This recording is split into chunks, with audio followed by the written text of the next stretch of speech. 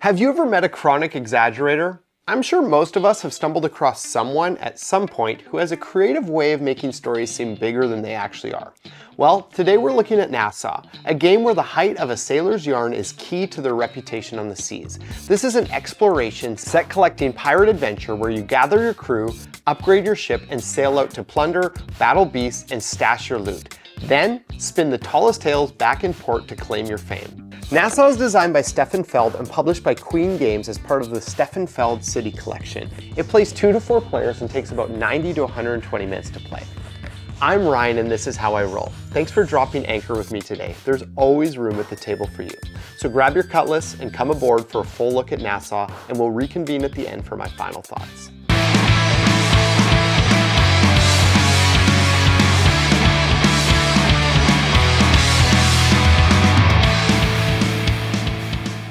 Nassau thrusts you right into the golden age of piracy in the infamous port of Nassau. Over 4 rounds, you build up your pirate legend by upgrading your ship, recruiting sailors, gaining pets, building sails, defeating monsters, and stashing loot all across the waters of the Caribbean. The pirate who can gain the most glory on their adventure will be crowned the winner. Each round has 2 main phases, one of which happens on this Nassau City board and the other which happens on this Caribbean board. Then all pirates will sail back home to see how their journey has paid off. In the Nassau City phase, players take turns moving a shared pirate captain around the modular Nassau board, leaving a snake trail of their pirates behind it. In Nassau, you claim spots and gain weapons, extra sails, rum barrels, crew members, pets with unique powers, coins, and other goodies. There are also some ways to manipulate this puzzle to ensure that you get what's yours and no scallywags get in your way.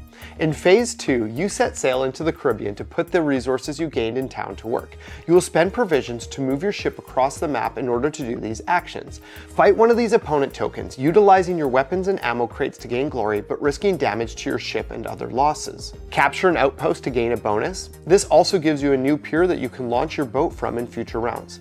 Make use of your weaponry to overpower and occupy a control tower. Rob a trading post to take its goods free of charge. Make friendly trades with the good old sea bear to gain new equipment. Or take one sailor's yarn card from one of the draw piles. Once you've run out of food or don't want to take any more actions, you begin the trip back home, where you can first visit Skull Island, which for the record is definitely a place I would never go in real life. At Skull Island, you can stash your precious loot that you've collected. After this, you can visit Campfire Island, which is a place I would absolutely go in real life. You go here in order to tell sailors yarns and get points. That's the 3rd time I've mentioned sailors yarns in this video, which before playing this game, I had never heard that expression and was wondering if this game was about seeing which sailor had the best knitting skills. But I looked it up. Apparently it's just a fancy way to say a pirate's exaggerated, fantastical tale. Anyways, these yarns are a big and important source of points in this game. And then finally, you get back home and get some bonuses. Once all players have made it home, the round ends and then the player with the most yarns will get 5 points. Reset for another round and do it all over again, beginning in Nassau City.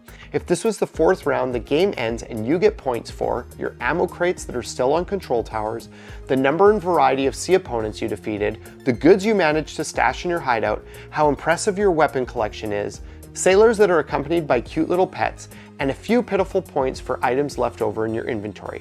The player with the highest score wins and is forever known as the friend whose stories can never be believed.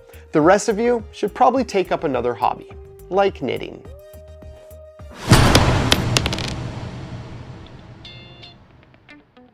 So, is Nassau a legendary haul of booty, or is it an over-exaggerated tale that falls flat? Let's roll out some pros and cons. Pros. The split phases are fantastic. I love that you have this one whole board with this blossoming puzzle that essentially fuels what you're able to do on the other board. They work together really well.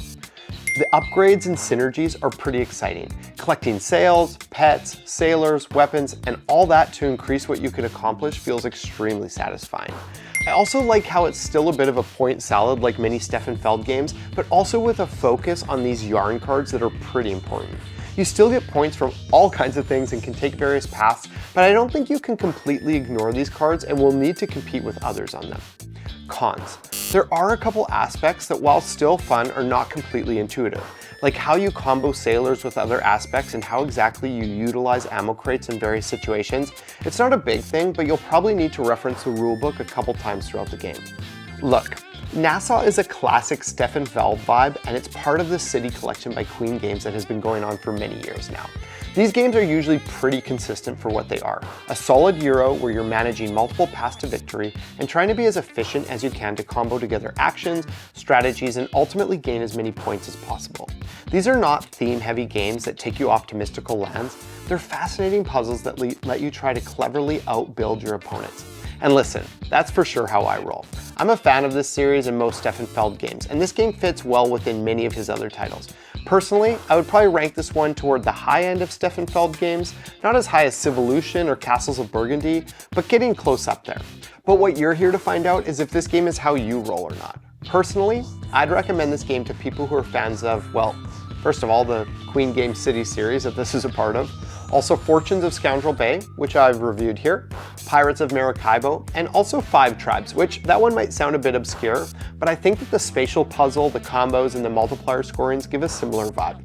Basically, if you like Stefan Feld type puzzly Euro games based in a historical setting, or it turns out that you're the friend that exaggerates stories, this might be a great game for you to check out. One last note about this game. Board Game Geek shows this as a re-implementation of Rum and Pirates, which is a Stefan Feld game from 20 years ago.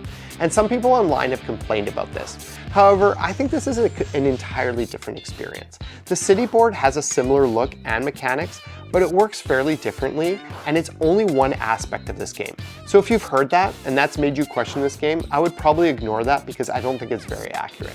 Thanks again for joining me on this plunder-filled review. If you're digging the channel, go ahead and hit that subscribe button. Whether it's knitting a scarf or sailing the 7 seas, may your day be filled with some epic yarns.